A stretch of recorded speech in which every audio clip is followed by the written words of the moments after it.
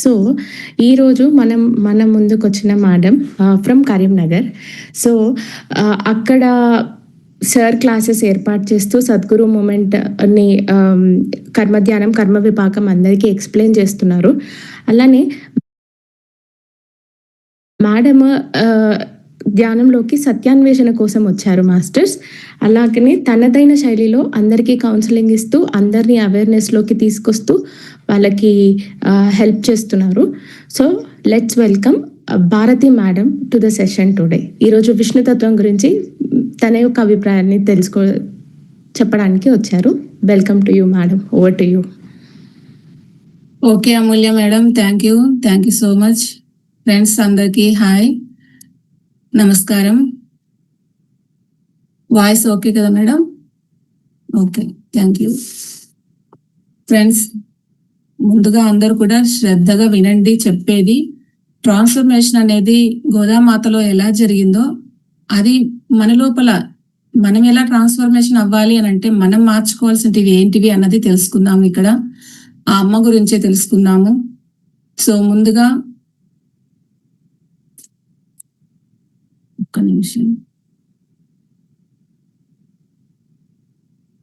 ముందుగా భగవానుల వారికి, గోదా అమ్మవారికి, రంగనాథుల వారికి హృదయపూర్వక ఆత్మ ప్రణామాలు తెలియజేసుకుందాము. అలాగే నన్ను నడిపిస్తూ ఉన్నటువంటి, యాస్ట్రల్ గా నడిపిస్తూ ఉన్నటువంటి శివానంద గురూజీ గారికి, వెంకటరమణ గురూజీ గారికి, అలాగే పత్రిజీ గారికి, అలాగే ఇంత చక్కటి ప్లాట్ఫామ్ ని ఇచ్చి నిరంతరం ప్రోత్సహిస్తూ ఉన్నటువంటి, వెన్నంటి నడిపిస్తూ ఉన్నటువంటి వంశీకిరణ్ మాస్టర్ కి హృదయపూర్వక ఆత్మ ప్రణామాలు తెలియజేసుకుంటున్నాను. అలాగే నా ఆత్మ మిత్రులందరికీ నా కృతజ్ఞతలు తెలియజేసుకుంటున్నాను. మాస్టర్స్, ఈరోజు నేను గోదా అమ్మ ట్రాన్స్ఫర్మేషన్ ఎలా అయ్యింది, తన బాల్యం నుంచి తను ఎదుర్కొన్నవి ఏంటివి, ఆ వ్యవహారాల నుంచి మనం నేర్చుకోవాల్సినవి ఏంటివి, సో ఆ ట్రాన్స్ఫర్మేషన్ మన లోపల జరగాలి అని అంటే మనం చేయవలసినవి ఏంటివి అవి తెలుసుకుందాము. సో ముందుగా ఈ ధనుర్మాసం సందర్భంగా ఇప్పటి వరకు మనకు మన గురువు గారు అలాగే తోటి స్నేహితులు వచ్చి ఎంతో జ్ఞానాన్ని, అమూల్యమైన జ్ఞానాన్ని ఇచ్చారు. వారందరికీ కూడా మనం కృతజ్ఞత తెలియజేసుకుందాము. అలాగే ఈ రోజున మనం ధనుర్మాసం సందర్భంగా గోదా అమ్మవారి గురించి తెలుసుకుంటున్నాం కాబట్టి ఒక చిన్న 2 లైన్స్ అయితే నాకు పాడాలనిపిస్తుంది. ఏంటంటే మీరు కూడా పాడండి. అది నేనేం సింగర్ని కాదు, కానీ మనసుకు అనిపిస్తుంది కాబట్టి చేస్తున్నాను. కళ్యాణం గోదా కళ్యాణం వైభోగం శ్రీరంగరంగని అంగరంగ వైభోగం. కళ్యాణం గోదా కళ్యాణం వైభోగం శ్రీరంగరంగని అంగరంగ వైభోగం. కళ్యాణం గోదా కళ్యాణం వైభోగం శ్రీరంగరంగని అంగరంగ వైభోగం. కృతజ్ఞతలు అమ్మ, మమ్మల్ని అనుగ్రహించినందుకు ఆ రంగనాథుడికి కృతజ్ఞతలు. ఫ్రెండ్స్, ఈరోజు గోదా అమ్మవారి యొక్క మొదట వారి తండ్రి గురించి, విష్ణు చిత్తుల వారి గురించి కూడా తెలుసుకుందాము. ఎందుకంటే ఆయన లేనిదే అమ్మ లేదు. సో అందుకని విష్ణు చిత్తుల వారి గురించి తెలుసుకుంటూ మొదలు పెట్టుకుందాము. అవకాశం ఉన్న వాళ్ళు కెమెరాలో ఆన్ చేసుకోండి ఫ్రెండ్స్. ఓకే, సో విష్ణు చిత్తుల వారు అంటే గోదా అమ్మవారి యొక్క తండ్రి గారు. ఆయన నుంచి మనం తెలుసుకోవాల్సినది ఏంటిది అన్నది చూద్దాము. విష్ణు చిత్తులు అంటేనే మనకు ఆ పేరులోనే ఎంతో పరమార్థము ఉంది, అది గమనిద్దాం. ఫస్ట్ విష్ణు చిత్తులు అంటేనే విష్ణువు యొక్క చిత్తములో అంటే ఆయన లోపల జరుగుతున్న దాన్ని అనుసరించేవాడు అని అర్థము. విష్ణు చిత్తులు, ఈయన ఎంత భక్తుడు అనంటే విష్ణువుకి మరి విష్ణు చిత్తు అని పేరు పెట్టుకున్నాడు అంటేనే మనకు అర్థమవుతోంది. సో మనం కూడా విష్ణు చిత్తులమే. ఎప్పుడు అవుతాము విష్ణు చిత్తులము అని అంటే, మన లోపల కూడా వచ్చే సందేశాన్ని పట్టుకోగలిగి, గమనించగలిగి, అవగాహనతో ముందుకు వెళ్ళగలిగినప్పుడు మనమందరము కూడా విష్ణు చిత్తలమే అన్నది తెలుసుకోవాలి. ఇక్కడ ఆయన అంత ట్రాన్స్ఫర్మేషన్ లో ఉన్నాడు విష్ణు చిత్తుల వారు, ఆ విష్ణువు పట్ల ఉన్నాడు కాబట్టి విష్ణు చిత్తులు అయ్యారు. ఆయన ఎవరో కాదండి, ఆయన శ్రీ మహావిష్ణువుకు వాహకంగా ఉన్నటువంటి గరుత్మంతుడే తిరిగి మళ్ళో జన్మలో విష్ణు చిత్తులుగా వచ్చారనమాట. ఆ జన్మలో గరుత్మంతుడుగా ఉన్నప్పుడు అతడు అందించినటువంటి సేవలకి గాను నీకు ఒక వరాన్ని ఇస్తాను కోరుకో అని అడిగినప్పుడు, నాకు ఏం కోరికలు ఉంటాయి తండ్రి అని అంటాడు. కానీ లక్ష్మీదేవి అమ్మవారు కూడా రిక్వెస్ట్ చేస్తుంది, అడుగు వరం ఇస్తాను అన్నప్పుడు నువ్వు ఏదైనా కోరుకో అని చెప్పినప్పుడు అప్పుడు గరుత్మంతుడు ఏమని కోరుకుంటాడు అని అంటే, స్వామి నాకంటూ కోరికలు ఏమీ లేవు, కానీ నాకు మీ పాదాలను కడిగి కన్యాదానం చెయ్యాలని ఉంది తండ్రి అని ఒక్క చిన్న కోరికను తెలియచేస్తాడు. అమ్మ అంటుంది, లక్ష్మీదేవి అమ్మ ఏంటి గరుత్మంత అలా అడుగుతున్నావు అని అంటే, ఏమో అమ్మ నాకు ఏమి ఎరుక, ఆ విష్ణువు వారు తన మదిలో ఏమి తలచాడో అదే నా నోటి నుంచి వచ్చి ఉండుంటది, నాదంటూ ఏమీ లేదు ఆలోచన అని సరెండర్ అయి చెప్తాడనమాట. అక్కడే అర్థమవుతుంది ఆయన విష్ణు చిత్తు ఎందుకు అయ్యాడు అన్నది. సో అలాగా ఈ జన్మలో తను విష్ణు చిత్తులుగా వచ్చారు గరుత్మంతుడు. ఓకే ఫ్రెండ్స్, ఇక్కడికి క్లారిటీ. సో మనం కూడా విష్ణు చిత్తులము అవ్వాలి అని అంటే, ఇందాక చెప్పాను, మనలో ఉన్నటువంటి ఆ పరమాత్మ మనకు సందేశాలను ఎప్పటికప్పుడు ప్రతి వ్యవహారంలో కూడా మనకు అందిస్తూనే ఉన్నారు. మరి మనం ఎంతవరకు పట్టుకుంటున్నాము, ఆ పట్టుకోగలిగి ఆ అవగాహనతో ముందుకు వెళితే మనమందరం కూడా విష్ణు చిత్తలమే అవుతాము అన్నది మనమందరం ఇక్కడ గమనించుకోవాలి. సో సెకండ్, ఈ విష్ణు చిత్తుల వారి యొక్క వృత్తి ఏంటిది అని అంటే, అక్కడ నారాయణుల వారికి పూల మాలలు కట్టి ఆ మాలలను నారాయణులకి అలంకరించడం అన్నమాట. సో ఈ సేవలో తను ఎప్పుడూ ఉంటారు. అయితే ఆయన అలంకరణని చూడటానికి అనేక దేశాలు, అనేక రాజ్యాల నుంచి అంగ, వంగ, కళింగ, చోర, చోళ, పాండ్య, మధుర, విజయనగర, తంజావూరు ఇలాంటి రాజ్యాల నుంచి భక్తులు విరివిగా వచ్చేవారంట. ఆయన అలంకరించిన అలంకరణలో విష్ణువుని చూసి ధరించడానికి వీళ్ళందరూ వచ్చేవాళ్ళంట. ఆ అలంకరణ అంత అద్భుతంగా ఉండేదంట. ఆయన అలంకరిస్తే ఒక వజ్రాల హారంలో ఆ యొక్క మెరుపు ఎలా కనిపిస్తుందో, ఒక గొప్ప కాంతి ఎలా అయితే కనపడుతుందో అంత గొప్పగా కనిపించేదంట నారాయణుల వారి యొక్క విగ్రహము. అంత అలంకరణ అలా ఉండేదంట అని అందరూ పొగుడుతూ ఉంటారు ఆయన్ని. అక్కడ పొగుడుతూ ఉన్నప్పుడు తను అంటారు, స్వామి ఇదంతా ఆ రంగనాథుడు నాతో చేయించుకుంటున్నాడు స్వామి, అంతేకాని నాది ఏమీ లేదు, ఆయన చేయించుకుంటున్నాడు, నేను నామకాస్తే నేను ఉంటున్నాను. అంటే తను ఆ స్వామి నాతో ఏది చేయించుకుంటే అది చేయించడానికి మాత్రమే, నేను చేయడానికి మాత్రమే ఉన్నాను అని చెప్పేసి సరెండర్ అయిపోతాడు విష్ణువు పట్ల. అలాగా ఇదంతా స్వామి దయ అని చెప్పేసి ఆ పొగడ్తను కూడా తను పూర్తిగా తీసుకోడు. ఇక్కడ మనం గమనించుకొని మనం మార్చుకోవాల్సింది ఏంటిది అన్నది ఇక్కడ చూద్దాం ఫ్రెండ్స్. ఒక పొగడ్త ప్రతి సామాన్య మానవుడికి ప్రోత్సాహాన్ని ఇచ్చేది ఒక పొగడ్త మాత్రమే.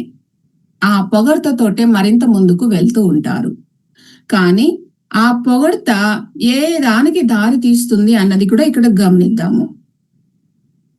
ఇప్పుడు మనం సామాన్యులం కాబట్టి మన వ్యవహారంలో ఉన్నటువంటి ఒక ఎగ్జాంపుల్ తీసుకుందాం. ఇక్కడ సహజంగా మన ఇంట్లో, మన కుటుంబంలో, మన ఇంట్లో ఏదైనా ఒక ఆడవాళ్ళం అయితే ఏదైనా ఒక ఇంట్లో కిచెన్ లో ఏదైనా పనులు చేసినా ఎవరైనా పొగిడారు అని అంటే చాలు, ఆ పని నేను చేశాను అని ఆనందంగా వాళ్ళ ముందుకు వెళ్ళి ఆ పొగడ్త పూర్తిగా తీసుకుంటాం మనమే, ఆనందంగా ఆ పొగడ్తను అనుభూతిస్తాం, మన లోపలికి తీసుకుంటాం కదా.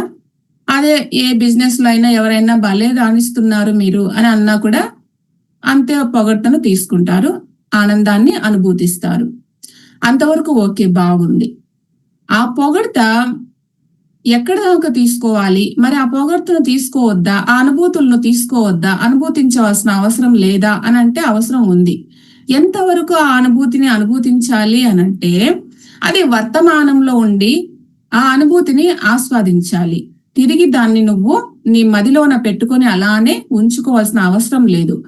ఎందుకు ఇలా చెప్తున్నాను అనంటే, ఈ రోజు నీకు ఆ పొగడ్త వల్ల వచ్చినటువంటి ఆ అనుభూతిని నువ్వు దాచుకోవటం వల్ల ఏం జరుగుతోంది, రేపు నువ్వు మళ్ళీ అదే నీ లోపల తిష్ట వేసుకొని కూర్చొని ఉంది ఇప్పుడు ఇక్కడ అనుభూతి. ఆ అనుభూతి నిన్ను మళ్ళీ ఎప్పుడు పుష్ చేస్తూనే ఉంటుంది. నువ్వు మళ్ళీ అదే అనుభూతిని పొందు అంటూ ఉంటుంది లోపల కూర్చొని. అంటే నువ్వు మళ్ళీ అలా పనులు చేస్తూ ఆ అనుభూతిని, ఆనందాన్ని మళ్ళీ ఆస్వాదించు అని చెప్తూ లోపల పుష్ చేస్తూ ఉంటది మన లోపల.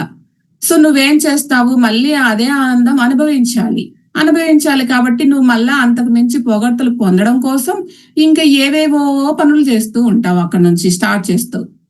అయితే నువ్వు అనుకున్న స్థాయిలో నీకు ఆ పొగడ్త నీ ఎదుటి మనిషి నుంచి నీకు రాకపోవచ్చు, చెప్పలేం కదా.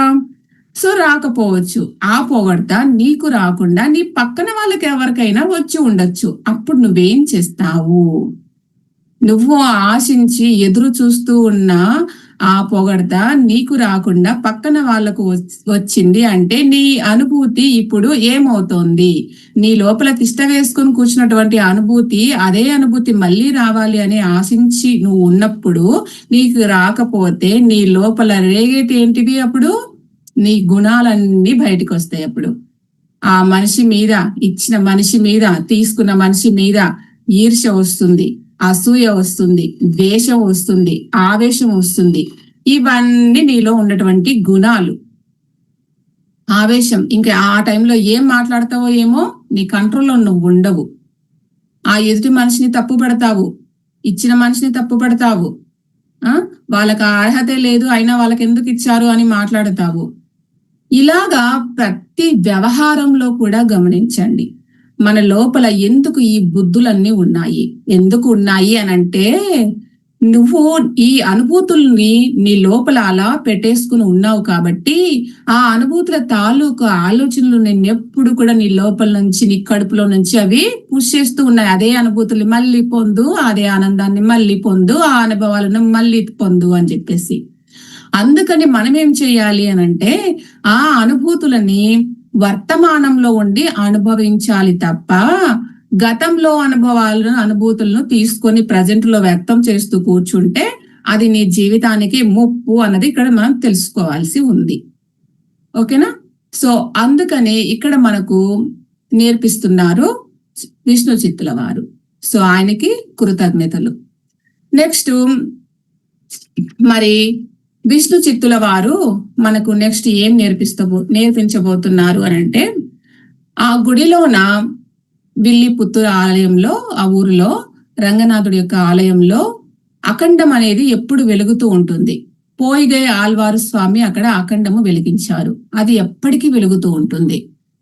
అయితే ఒకానొక సమయంలో ఆరిపోతుంది, అఖండము ఆరిపోతుంది. అప్పుడు అందరూ కూడా, ఆ ఊర్లో ప్రజలందరూ, పూజారులు అందరూ భయపడుతూ ఉన్నారు, మన ఊరికి ఏదైనా అరిష్టం రానుందా, ఎందుకు ఇది ఆరిపోయింది అఖండము అని చెప్పేసి బాధపడుతూ ఉన్నారు. బాధపడుతూ ఉన్నప్పుడు అదే సమయానికి అక్కడికి బదరీ నారాయణ యతీంద్రుల వారు అక్కడికి ఆకాశగమనంలో వస్తూ ఆ శ్రీరంగంలో ఉన్నటువంటి శ్రీమన్నారాయణుని సందర్శించి వెళ్దాము అనుకొని అటుగా వచ్చారనమాట ఆ గుడిలోకి. అప్పుడు అందరూ ఆయన్ని అడుగుతారు, స్వామి ఎందుకు అఖండం ఆరిపోయింది, మీరు తెలియచేయండి, మాకు భయంగా ఉంది అని చెప్పేసి బాధపడుతూ అందరూ అడుగుతారు. అడిగినప్పుడు ఆయన ఆ దివ్య మనోనేత్రంతో సందర్శిస్తాడు, ప్రాబ్లం ఎక్కడుంది అనేసి. సో ఆయన చెప్తారు ఏమని అనంటే, మనోనేత్రంతో దర్శించిన తర్వాత రంగనాథుడు విష్ణువు అనంగానే ఇక్కడ సమస్త ప్రాణికోటికి కూడా కర్త, భర్త, అందరికీ ఆయనే.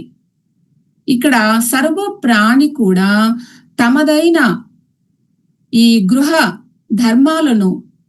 గృహస్థ ధర్మాలను తను పాటించి తీరుతుంది, ప్రతి ప్రాణి కూడా. మరి రంగనాథుడి దగ్గర ఉన్నటువంటి ప్రతి ఒక్కరు కూడా గృహస్థ ధర్మాలను పాటిస్తూ ఉన్నారు. మరి ఇక్కడ రంగనాథుడికి అలంకరించేటటువంటి సేవకుడు, ఆయన వివాహం చేసుకోలేదు, పిల్లలు లేరు. మరి ఆయనకి ఈ సేవను ఎట్లా ఇచ్చారు అలంకరించడానికి? సో ఆయన అర్హుడు కాదు అని చెప్పేసి ఇతన్ని వెలివేయండి అని చెప్పేసి చెప్తాడనమాట. విష్ణు చిత్తుల వారిని వెలివేయమని చెప్తారు. అప్పుడు అక్కడ ఉన్న ప్రజలందరూ లేదు లేదు, ఆయన అలంకరణ ఎంతో గొప్పగా ఉంటుంది, ఎక్కడెక్కడి నుంచో వస్తారు, ఆయన ఎప్పటి నుంచో చేస్తూ ఉన్నారు, ఆయన్ని వెలివేస్తే ఎట్లాగా అని అందరూ ఆయన తరపునే మాట్లాడతారు. సరే, మీరందరూ ఆయన తరపున మాట్లాడుతున్నారు కాబట్టి ఇక్కడ ఒక నియమం పెడుతున్నాను, నేను కొంత గడువు ఇస్తాను. ఈ గడువులోపు ఆయన వివాహం చేసుకోవాలి, అతను పిల్లల్ని కనాలి, అప్పుడు మళ్ళీ అతడే అలంకరించడానికి విష్ణువుల వారికి అలంకరణ కోసం ఈయన్నే ఉంచొచ్చు అని చెప్పేసి చెప్తాడు. కానీ విష్ణు చిత్తుల వారు నేను వివాహం చేసుకోను, ఎందుకు అనంటే నా మనస వాచ కర్మ నేను ఎప్పుడో విష్ణువుల వారికి అంకితమైపోయి ఉన్నాను, ఆ నారాయణుడికి అంకితమైపోయి ఉన్నాను, నేను ఇప్పుడు వివాహం చేసుకోను అని చెప్పేసి ఆయన చెప్తాడు. చెప్పినప్పుడు ఇంకా ఇతన్ని ఈమెన పొగుడుతూ ఉంటే అసూయ పడే ఒక ఆల్వారు కూడా అక్కడ ఉన్నారనమాట ఈయన చూసి.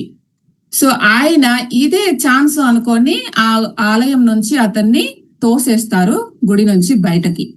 తోసేసినప్పుడు అతను తన పూల తోటలో కూర్చుని బాధపడుతూ ఉన్నాడు. విష్ణు చిత్తుల వారు బాధపడుతూ ఉన్నప్పుడు ఆ తోటలో ఒక పాపాయి కనిపిస్తుంది.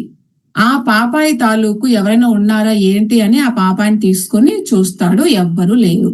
ఎవరు లేకపోతే ఆ పాపాయిని తీసుకొని గుడిలోకి వెళ్తాడు. ఇప్పుడు ఆలయంలోకి రావచ్చు కదా, పాపాయి ఉంది కదా, ఆ పాపాయి తాలూకు ఎవరూ లేరు. ఆ నారాయణుడి దగ్గరికి తీసుకెళ్ళగానే ఆ పాపని ఆరిపోయిన అఖండము అదే మళ్ళీ దానంతట అదే వెలగడం జరుగుతుంది.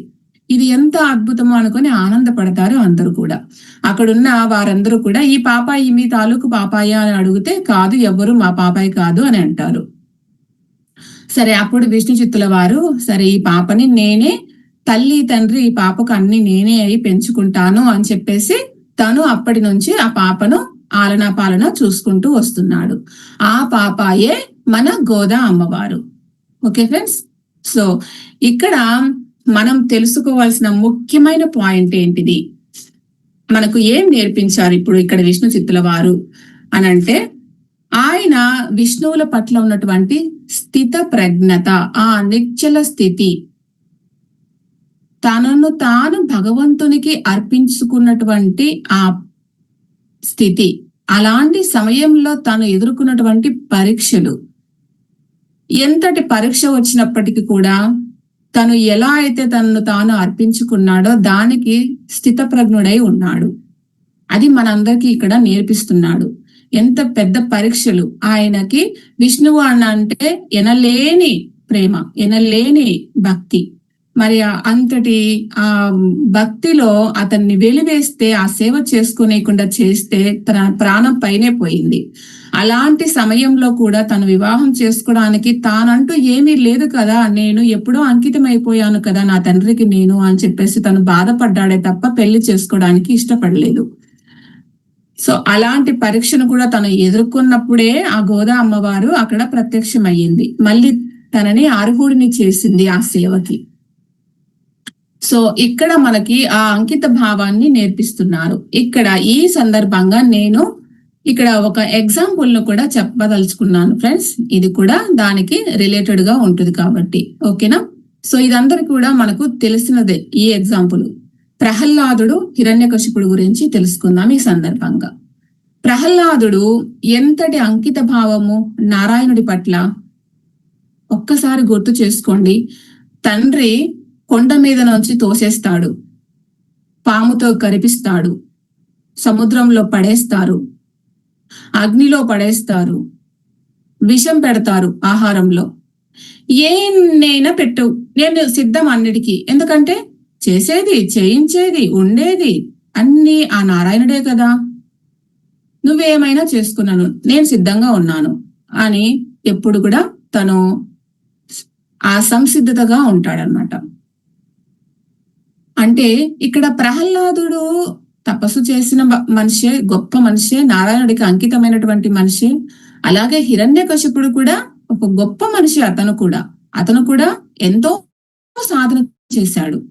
మరి అతడికి ఒక భయం ఉంది. హిరణ్యకశిపుడికి ఒక భయం ఉంది. ఏం భయము అనంటే మరణ భయము ఉంది. మరి అతను తపస్సు చేసి ఒక వరాన్ని కోరుకుంటాడు. ఏం వరం కోరుకుంటాడు అనంటే, నేను చనిపోకూడదు, నాకు మరణం ఉండకూడదు అని కోరుకుంటాడు. కోరుకున్నప్పుడు మరి శరీరం అన్నది వచ్చాక ఖచ్చితంగా పోవాల్సిందే కదా. అది ఎంత గొప్ప వాళ్ళకైనా సరే, సాక్షాత్ భగవంతులైనా సరే, శరీరం తీసుకుని వచ్చాక శరీరం వెళ్లాల్సిందే, తప్పదు అది. సో కావున నీకు మరణం అనేది తప్పదు అని చెప్తారు. చెప్పినప్పుడు సరే అయితే మరి ఇటువంటి మరణాలైతే నాకు వద్దు అని చిన్న మరణం నుంచి చిన్న రక్షణను మాత్రమే కోరుకుంటాడు ఆ తపశ్శక్తితో. ఎటువంటి వరాన్ని కోరుకున్నాడు? తన మరణము ఈ నింగి నేల మీద వద్దు, అలాగే అస్త్రాలు శస్త్రాలతో వద్దు ఆ మరణం అనేది. అలాగే పగలు వద్దు, రాత్రి వద్దు. అలాగే అగ్నిలో వద్దు నా మరణము, గాలిలో వద్దు నా మరణము, భూమి మీద వద్దు నా మరణము, ఆకాశంలో వద్దు నా మరణము, నీటిలో వద్దు నా మరణము. ఇలాగా కోరుకుంటాడు. కోరుకున్నప్పుడు తదాస్తు. సరే, ఇక తను ఏం చేశాడు ఇక్కడ అనంటే, దేవుడిని, ఆ పరమాత్మని ఒక కాలానికో ఒక దేశానికో ముడిపెట్టాడు హిరణ్యకశిపుడు. కానీ ప్రహ్లాదుడు ఎలా ఉన్నాడు అనంటే, సమస్తము ఉన్నది అంతా, అందరిలో ఉండి నడిపిస్తున్నది అంతా ఆ పరంధాముడే, ఆయనే శ్రీనారాయణుడే అని చెప్పేసి ఆ భగవంతుణ్ణి అంతటా అంకితం చేసుకున్నాడు తన హృదయంలో. మరి చూపించు నాకు అని అంటాడు. అంతటా ఉన్నాడు అన్నప్పుడు చూపించు నాకు ఆ భగవంతుణ్ణి అని అడుగుతారు.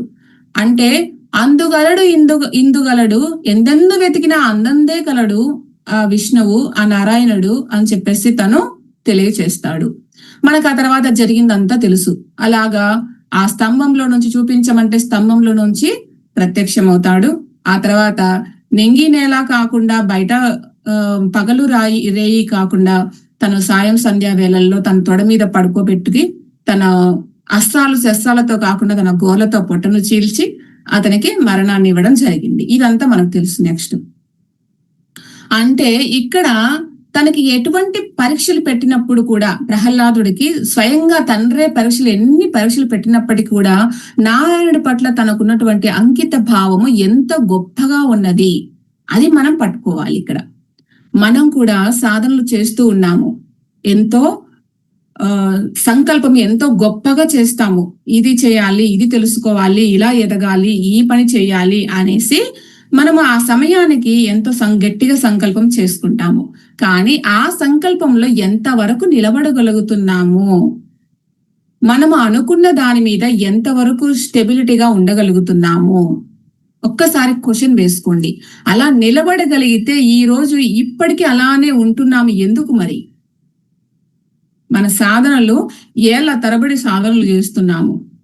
ఏదైనా ఒక్కటి దాంట్లో నేను ఫుల్ఫిల్డ్ గా సాధించాను అన్నది ఏదైనా ఎందుకు లేదు? మరి నువ్వు అనుకున్న దాంట్లో ఎందుకు నిలబడలేకపోయావు?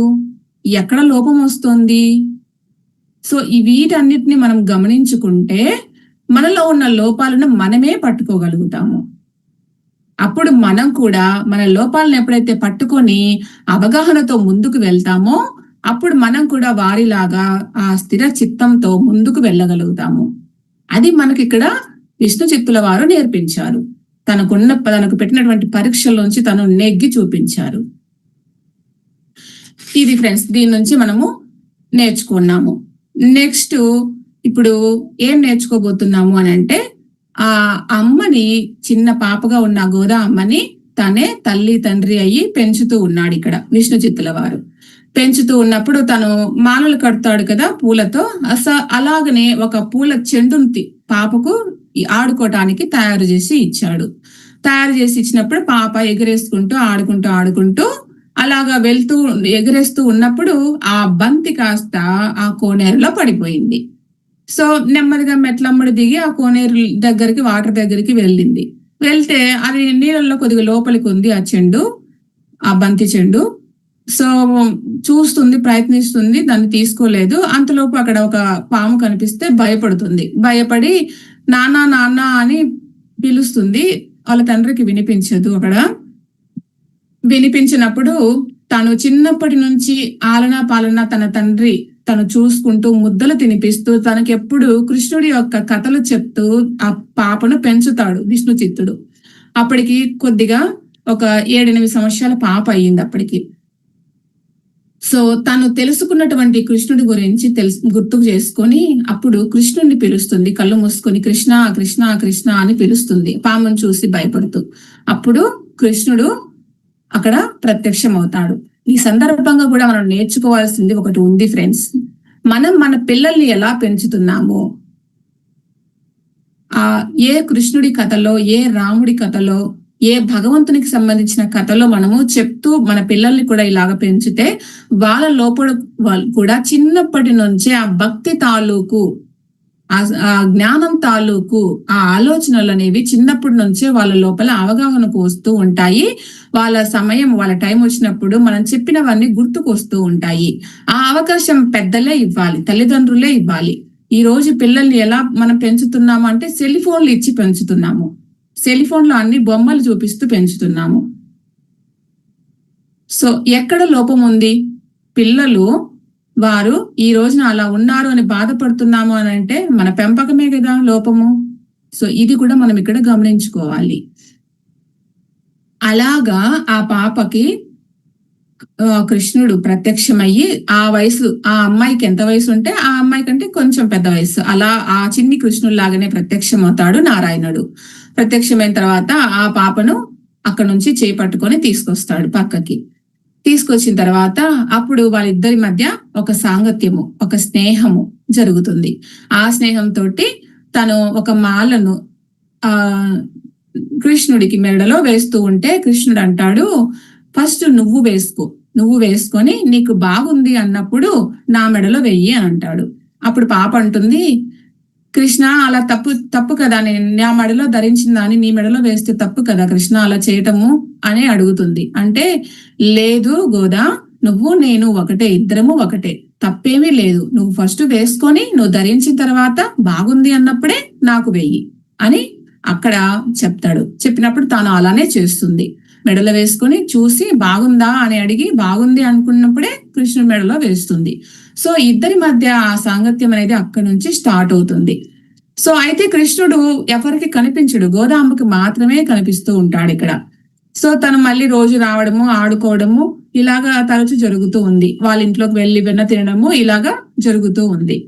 సో అయితే తను ఎప్పుడు చూసినా ఎక్కడ చూసినా కృష్ణ కృష్ణ అంటూ ఆడుకుంటూ ఉండటము ఇవన్నీ చూసి మిగతా తోటి వారు ఉంటారు కదా, పూజారులు, వీళ్ళందరూ కూడా ఏమంటారు అని అంటే, ఇంత చిన్న పాప ఎప్పుడు చూసినా కృష్ణ కృష్ణ అనుకుంటూ తిరుగుతూ కృష్ణుని చూపిస్తారా అని అంటూ ఇలా చేస్తూ ఉంది అని అంటే, ఇలానే ఉంటే ఆ పాప పెద్ద వరకు పిచ్చిదైపోతుంది అని చెప్పేసి విష్ణు చిత్తుడితో అని అంటారు. అంతే కదండి, సామాన్యులు మానవులు అందరూ కూడా వాళ్ళ ఉద్దేశాలు ఎలా ఉంటాయి అని అంటే, తన స్థితి కంటే గొప్పగా ఉన్న స్థితిని అర్థం చేసుకోలేరు. అలా గొప్పగా ఉన్న స్థితిలో ఉన్న వాళ్ళని చూసి వీళ్ళేంటి ఇలా ఉన్నారు, పిచ్చోళ్ళ వీళ్ళు అని అంటారు. తిరిగి వాళ్ళు ఏం చేస్తారు అంటే వారిని వారి స్థితిలోకి తీసుకువచ్చే ప్రయత్నం చేస్తారు. అంటే వారు ఎంత గొప్ప స్థితిలో ఎదుటి మనిషి ఉన్నప్పటికీ ఆ మనిషిని కిందకి లాగే ప్రయత్నమే చేస్తారు.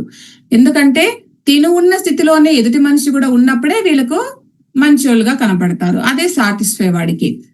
ఎదుటి మనిషి యొక్క గొప్పతనాన్ని అర్థం చేసుకోగలిగే శక్తి వీడికి ఎక్కడుంది? అందువలన వాడిని పిచ్చోడు అని అంటారు. ఇప్పుడు మనల్ని కూడా సాధన చేస్తూ ఉన్నాము. కొంతమంది తెలియని వాళ్ళు ఏమంటారు, వీళ్ళకేం పిచ్చిరా, పని చేసి బతుక్కోక కూర్చొని ఈ కథలు చెప్పుకుంటూ కూర్చుంటారు అని అంటూ ఉంటారు. అవునా కదా?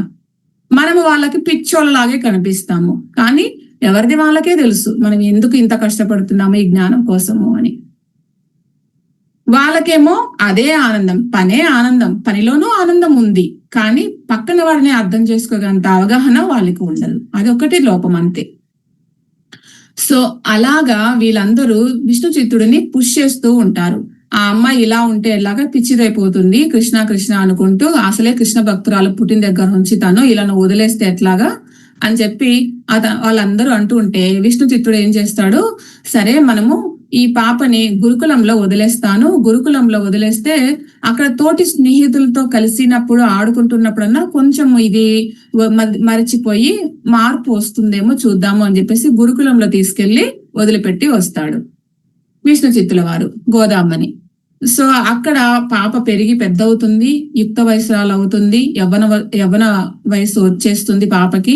20 సంవత్సరాల 18-20 సంవత్సరాల అంత వయసు వచ్చేస్తుంది దాదాపుగా. సో అప్పటికి కూడా తన లోపల విష్ణువు పట్ల ఉన్నటువంటి ఆ అమృతత్వము తగ్గలేదు ఏ మాత్రం కూడా. తను ఎప్పుడు అదే ఆరాధనలో ఉంది ఆ పాప. సో అలాగ మళ్ళీ ఆరాధిస్తూ ఉన్నప్పుడు అక్కడ కూడా తోటి స్నేహితులు అంటారు, ఎందుకే నువ్వు అంత నారాయణుడిని ఆరాధిస్తున్నావు, కృష్ణుడిని ఆరాధిస్తున్నావు, ఆ కృష్ణుడికి 16,000 మంది గోపికలు ఉన్నారు, అష్ట భార్యలు ఉన్నారు, వాళ్ళెప్పుడో వాళ్ళ కొంగున ముడివేసుకుని ఉంటారు ఆయన్ని, నీ దగ్గరికి ఎలా వస్తాడే కృష్ణుడు అని చెప్పేసి తోటి స్నేహితులందరూ అంటారు. ఆమెమో ఆయన్ని ఆరాధిస్తూ ఉంది. తను అవునా అని అనుకొని కూడా మనసులో ఆయన్ని ఆరాధిస్తూ ఉంటుంది. ఆ తర్వాత ఆ ఆరాధనని చూసి ప్రత్యక్షమవుతాడు కృష్ణుడు. ప్రత్యక్షమయ్యి అక్కడ ఇద్దరు మళ్ళీ ఎంతో ప్రేమగా ఉంటారు. ఇది మనకు ఏం నేర్పిస్తున్నారు అని అంటే, ఆవిడ లోపల మనకు ఏం కనిపిస్తుంది, ఆయన పట్ల ఆవిడకు ఉన్నది ప్రేమనా ఇష్టమా, ఈ రెండిటికి తేడా ఏంటిది అన్నది ఇక్కడ గమనిద్దాము. తన స్నేహితులు అని అంటారు ఏమని, ఆయనకి గోపికలు 16,000 మంది గోపికలు, అష్ట భార్యలు ఉన్నారు, నీ దగ్గరికి వచ్చేంత సమయం ఎక్కడ ఉంటది అని అన్నప్పుడు కూడా ఇక్కడ ప్రేమ ఉంటేనేమో అతడు ఎలా ఉన్నప్పటికీ, ఎంత మందితో ఉన్నప్పటికీ ప్రేమ ఉంటే ప్రతి ఒక్క గుణాన్ని కూడా ఇష్టపడుతుంది ఆ అమ్మాయి. ప్రేమించినప్పుడు అతడు ఎలా ఉన్నప్పటికీ అతడి గుణాలన్నిటినీ ప్రేమిస్తుంది. ప్రేమ యొక్క శక్తి అటువంటిది. అందుకే ఆమె అంతగా ఆరాధించింది, ఆ ప్రేమ ఉండబట్టే. అదే ఇష్టము ఉండిందనుకోండి, ఈ ఇష్టము దాని యొక్క పవర్ ఎలా ఉంటుందంటే, ఒక మనిషిని గాని ఏదైనా ఒక వస్తువును గాని ఏదైనా సరే ఇష్టపడ్డాము అనంటే అది నా దగ్గర ఉండాలి అంతవరకే, అది నా దగ్గరే ఉండాలి అంతవరకే, అది ఎవరి దగ్గర ఉండకూడదు. నేను ఇష్టపడితే అది వేరే వాళ్ళకి సంబంధించింది అయితే దాన్ని నేను ఏదైనా చేస్తాను, నాశనమైనా చేస్తాను, నాకు దక్కంది ఇంకొకరికి దక్కకూడదు అంతే. అది ప్రేమ కాదు, ఓన్లీ ఇష్టం అంతే. అందుకే కదా ఈ మధ్య కాలంలో ఇవన్నీ జరుగుతూ ఉన్నాయి, ఈ దుర్ఘటనలన్నీ జరుగుతూ ఉన్నాయి.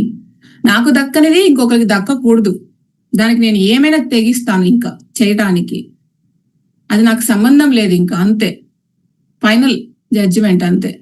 ఇష్టం యొక్క ప్రవర్తన అలా ఉంటుంది. సో మన ఇళ్లల్లో మన కుటుంబాలలో ఎందుకు ఇలా భార్యాభర్తల మధ్య సమస్యలు కానీ, అత్తమామల మధ్య సమస్యలు కానీ, ఆడపడుచుల మధ్య సమస్యలు కానీ, పిల్లల మధ్య సమస్యలు కానీ, బిజినెస్ వ్యవహారాలలో సమస్యలు కానీ ఎందుకు వస్తున్నాయి? ఇక్కడ ఎంతవరకు ఎదుటి మనిషిని అంగీకరిస్తున్నాము, ఎంతవరకు అర్థం చేసుకుంటున్నాము? అర్థం చేసుకుంటే ఇంత దూరం ఎందుకు వస్తున్నాయి సమస్యలు? ప్రతి భార్యాభర్త ఎక్కువగా ఎందుకు విడాకులు తీసుకుంటున్నారు ఈ మధ్య కాలంలో? ఎక్కడ అవగాహన లోపం వస్తోంది? మనిషిని ప్రేమించాడు అనంటే ఆ మనిషి తాలూకు ప్రతి గుణాన్ని కూడా అంగీకరించగలగాలి. అది ప్రేమ అంటే. అన్నిటినీ ప్రేమించాలి అప్పుడు. సో ఆ ప్రేమ మన దగ్గర నిజంగా ఆ స్వచ్ఛమైన ప్రేమ ఉందా? నటిస్తున్నామా?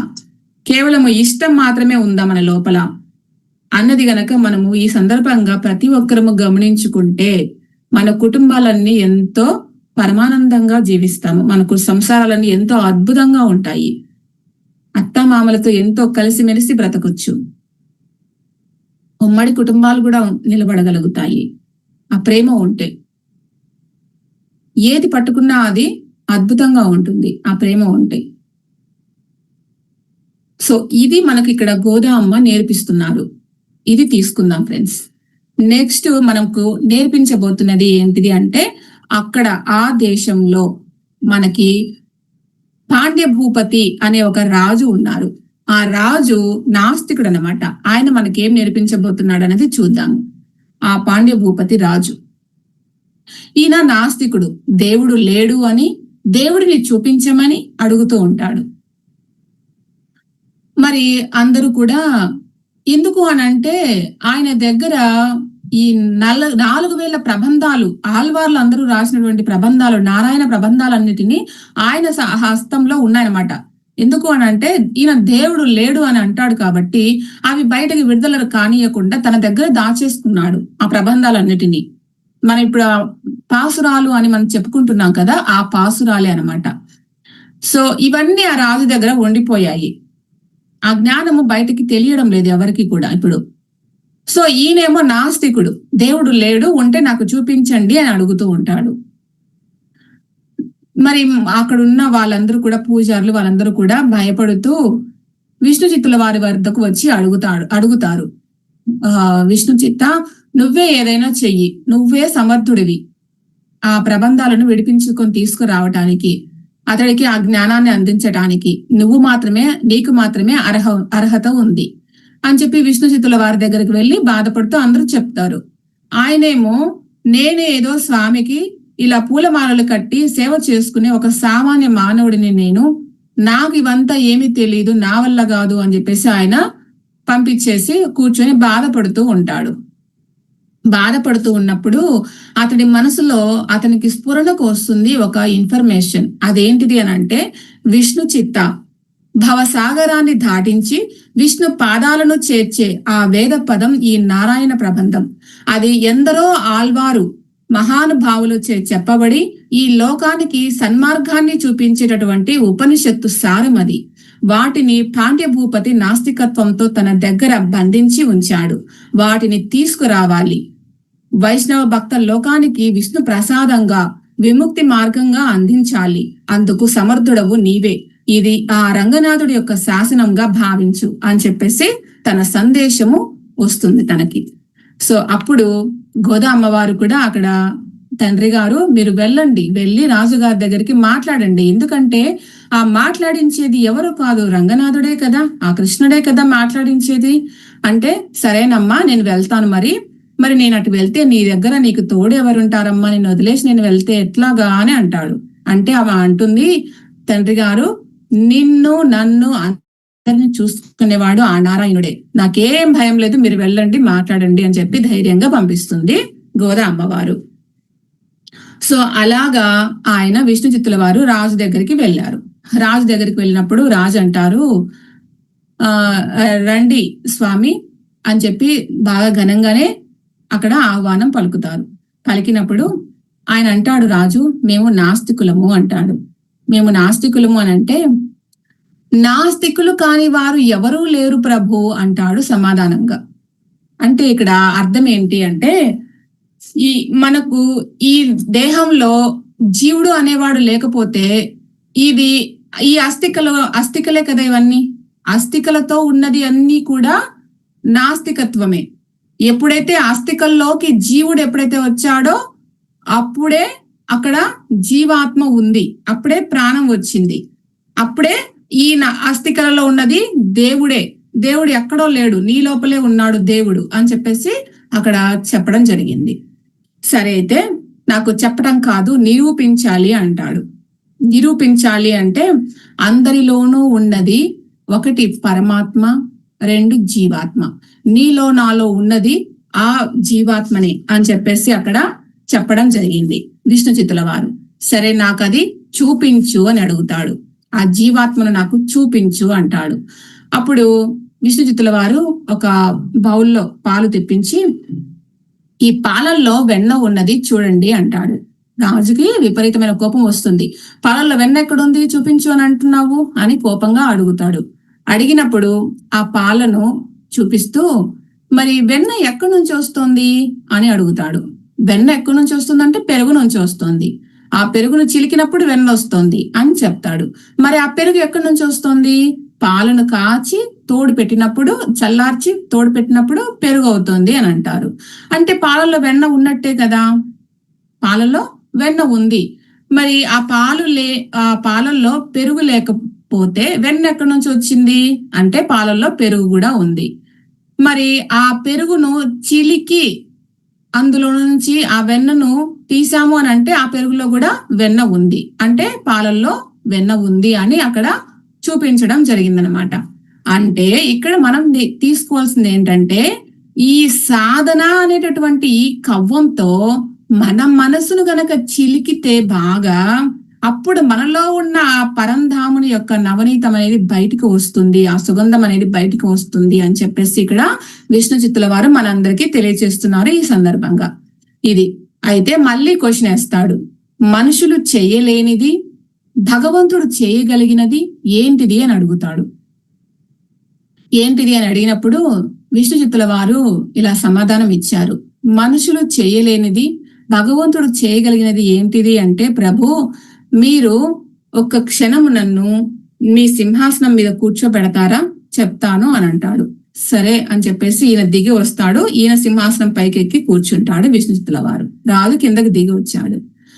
సో ఆ సందర్భంగా ఆయన ఏం తెలియజేశాడు అంటే, సింహాసనం మీద కూర్చొని ఈ క్షణము ఈ సింహాసనము నేను అధిష్ఠించాను అని అంటే, ఈ క్షణంలో నాకు అన్ని అధికారాలు ఉన్నట్టే, ఇక్కడ కూర్చున్నాను అని అంటే, ఈ అధికారంతో నిన్ను శాశ్వతంగా ఈ పదవి నుంచి తొలగించే అవకాశము నాకు ఉంది, నీకు యావజ్జీవ శిక్ష వేసే అధికారము నాకు ఉంది, నిన్ను జైల్లో పెట్టే అవకాశము నాకుంది, నేను ఎప్పటికీ ఇలాగా ఈ పరిపాలనలో నేనే ఈ అధిష్టానంలో ఉండే అవకాశం చూసుకోగలిగే అవకాశము నాకు ఉంది.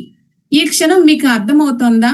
ఈ క్షణంలో నన్ను రాజును చేసి మిమ్మల్ని నా కింద బంటుడిగా చేశాడు అని అంటే, ఇదంతా చేసింది ఆ పరంధాముడు కాదా, ఆ నారాయణుడు కాదా అని విష్ణు చిత్తుల వారు అంటారు. అప్పుడు ఆయనకి అహంకారం అనేది పూర్తిగా నశిస్తుందన్నమాట. ఆ రాజుకి అహంకారం నశించి అప్పుడు ఆ ఆత్మగౌరవంతో, తండ్రి నన్ను క్షమించండి, ఎంత అహంకారంతో నేను ఉన్నాను, ఇప్పటికీ నాకు అర్థం కాలేదు, నా కళ్ళు తెరుచుకున్నాయి కాబట్టి ఈ కళ్ళతో నేను స్వయంగా ఆ విష్ణువుని సందర్శించాలి అనుకుంటున్నాను అని, మీ యొక్క అనుగ్రహంతో నేను దర్శించాలి అనుకుంటున్నాను నారాయణుల్ని అని అడుగుతాడనమాట విష్ణు చిత్తుల్ని రాజు, పాండ్య భూపతి రాజు. అడిగినప్పుడు సరే అని చెప్పేసి అక్కడ దర్శించడం అనేది చూపిస్తారు. అంటే ఇక్కడ మనం అర్థం చేసుకోవాల్సింది ఏంటంటే, ఆయనలో అహంకారం అనేది ఎప్పుడైతే తగ్గిందో, ఆ అహంకారం తగ్గినప్పుడు ఆటోమేటిక్ గా ఏమైంది, తన లోపల ట్రాన్స్ఫర్మేషన్ అనేది జరిగింది. ఆ పరంధాముని యొక్క ఆ తత్వం అనేది తన లోపల స్టార్ట్ అయ్యింది, అంటే ట్రాన్స్ఫర్మేషన్ జరుగుతుంది అక్కడ. సో ఇది ట్రాన్స్ఫర్మేషన్ జరిగింది అనడానికి సూచనగా మనకు ఆ పరంధాముని దర్శించాడు అని చూపిస్తారు, మనకు అర్థమయ్యే దానికోసం. ఓకేనా? సో ఇక్కడ తను నీ వల్ల తండ్రి నేను నా పూర్వీకులు అందరూ కూడా ధన్యులమైపోయాము ఈ ట్రాన్స్ఫర్మేషన్ తో. అంటే ఇక్కడ మనం ఈ పదంలో మనం అర్థం చేసుకోవాల్సింది ఏంటంటే, ఎవడైతే భగవంతుని పట్ల అర్పణ భావంతో, సమర్పణ భావంతో ఉంటాడో వాడి వల్ల వాళ్ళ తరాలు 7 తరాల వారు, అటు 7 ఇటు 7 తరాల వారు పూర్వీకులు అందరూ కూడా కర్మల నుంచి విముక్తులవుతారు. అందుకోసము ఈ మన సాధన యొక్క శక్తి అలా ఉండాలి, మనతో పాటు మన పూర్వీకులు కూడా ఆ అదృష్టాన్ని పొందుతారు మన సాధనల వల్ల అని అర్థం చేసుకోవాలి ఇక్కడ. సో అలాగా నాకు ఇంతటి భాగ్యాన్ని ప్రసాదించావు కాబట్టి విష్ణు చిత్త గురువు గారు అక్కడ గురువుగా అంగీకరించారు రాజు. గురువు గారు మీకు ఏదైనా వరం నేను ఇవ్వాలనుకుంటున్నాను, కోరుకోండి అని తను ఒక రాజుగా అడుగుతాడు. అడిగినప్పుడు విష్ణు చిత్తుల వారు 2 కోరికలను కోరుకుంటారు. ఒకటి ఏంటంటే, మీ ఆధీనంలో ఉన్నటువంటి పురోహితులని, పండితులని విడిపించండి, ఫస్ట్ బందీలుగా ఉన్నారు వారందరినీ విడిపించండి అని అడుగుతాడు. నెక్స్ట్ ఈ 4000 యొక్క ప్రబంధాలు, నారాయణ యొక్క ప్రబంధాలు మీ ఆధీనంలో ఉన్నాయి, వాటిని విడిపించి నాకు ఇవ్వండి అని అడుగుతాడు. సరే అని చెప్పేసి ఆ 4000 ప్రబంధాలని తీసుకొచ్చి గోదామ్మకి ఇస్తాడు. గోదామ్మ ధనుర్మాసం స్టార్ట్ అయ్యింది. ఈ ధనుర్మాసంలో అర్లీ మార్నింగ్ పొద్దున పూట లేచి స్నానం చేసుకొని ఈ ప్రబంధాలను చదువు అని చెప్పేసి ఇస్తాడనమాట. అప్పుడు గోదామ్మ ఆ ప్రబంధాలను రోజు చదువుతూ, ఇది అర్థం కాని భాషలో ఉంది, ఆ ప్రబంధాలన్నీ కూడా అర్థం కాని భాషలో ఉన్నాయి, ఈ సామాన్యులకి అర్థం కావు అని చెప్పేసి ఆమె ఏం చేస్తుందంటే, తిరిగి ప్రతి ఒక్కరికి సరళమైన భాషలో ప్రతి పల్లె పిల్లకి అర్థమయ్యే రీతిలో మళ్ళీ వాటిని అనువదించింది. ఇలాగా ధనుర్మాసం అంతా కూడా ఆ పాసురాలను తను రాసింది. అవే పాసురాలు అనమాట, ఆ ప్రబంధాలే పాసురాలు. ఇలా ప్రాతకాలంలో లేచి ఆమె స్నానం చేసి ఇలా రోజు చేస్తూ ఉండేది. ఇక్కడ ఈ ట్రాన్స్ఫర్మేషన్ లో మనకు అందించినటువంటి జ్ఞానంలో ఆ రాజు మనకెంతో జ్ఞానాన్ని ఇక్కడ నేర్పిస్తూ ఉన్నాడు. అహంకారం అనేది మనల్ని మనం తెలుసుకోనీయకుండా చేస్తుంది. ఈ అహంకారం అనేది మనం ఇక్కడ గుర్తించాలి. మన లోపల అహంకారం ఉన్నప్పుడు మనం ఎటువంటి స్థితిలో ఉన్నాము అన్నది మనకు తెలియదు, చూసుకునే ఛాన్స్ మనకే ఉండదు అసలు. సో అహంకారం తగ్గినప్పుడు మనం ఏ పొజిషన్ లో ఉన్నాము అన్నది మనకు అర్థమవుతుంది. ఈ విషయంలో నేను కూడా ధ్యానంలోకి వచ్చిన స్టార్టింగ్ లో ఎంతో అహంకారంతో ఉన్నాను. నేను కూడా ఆ అహంకారం నాకేంటో తెలియదు అసలు, కానీ నేను అహంకారంలోనే ఉన్నాను. నాకు అర్థమయ్యేది నా లోపల ఉన్న అహంకారం ఏంటిది అసలు, నన్ను ఎందుకు ఇలా ప్రవర్తింప చేస్తుంది నా అహంకారం నన్ను అని నేను ఎప్పుడూ బాధపడేదాన్ని ఒక రకంగా. అలాంటిది నేను సాధనలో ముందుకు వెళ్తూ ఉండగా నా లోపల నా అహంకారాన్ని నా డ్రీమ్స్ ద్వారా కానీ ఇంకో రకంగా కానీ నేను అవగాహన చేసుకుంటూ దాన్ని తగ్గించుకుంటూ వస్తున్నాను. అలాగ తగ్గించుకుంటూ వచ్చినప్పుడు ఒకానొక కలలో నా యొక్క అహంకారానికి పరీక్షలు పెట్టిన తర్వాత, అక్కడ నేను పరీక్షలు పాస్ అయిన తర్వాత ఆ లక్ష్మీదేవి అమ్మవారే నన్ను శ్రీమన్నారాయణని దర్శింప చేసింది. ఆ కలలో నాకు ఆమె స్వయంగా తీసుకెళ్ళింది నారాయణ దగ్గరికి. సో ఇది నేను అనుభవపూర్వకంగా, అంటే కలలో నా భావాలలో నేను అనుభవించాను ఈ తత్వాన్ని.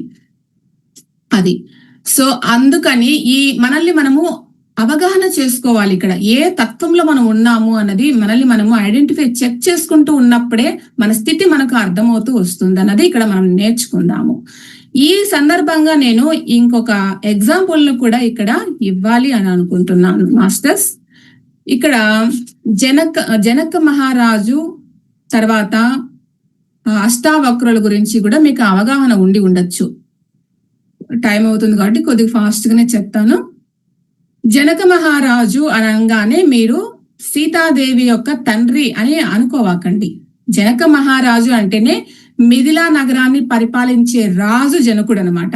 అంటే ఎంతో మంది రాజులు ఉంటారు, ఆ రాజులందరూ కూడా జనకుడు అనే అంటారు. అక్కడ సీతాదేవి తండ్రే జనకుడు అని కాదు అక్కడ, ఓకేనా?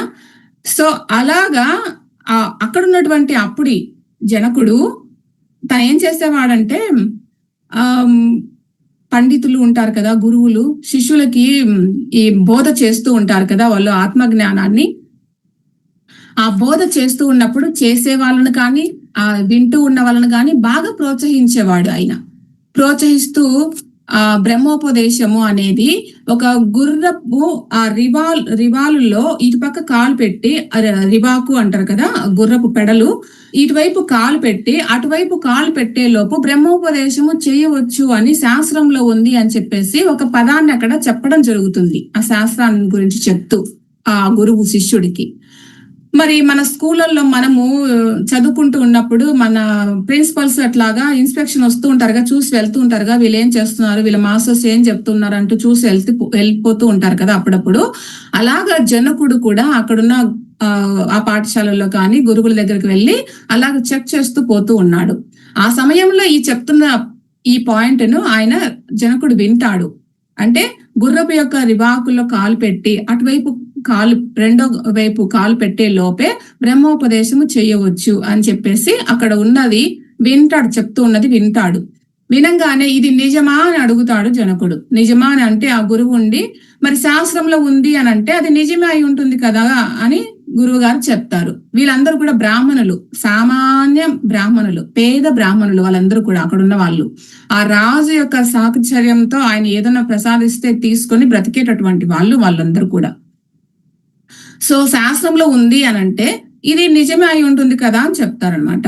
చెప్తే మరి నాకు అది నిరూపించి చూపించు, నాకు అవగాహనకు తెప్పించు అని అంటాడు.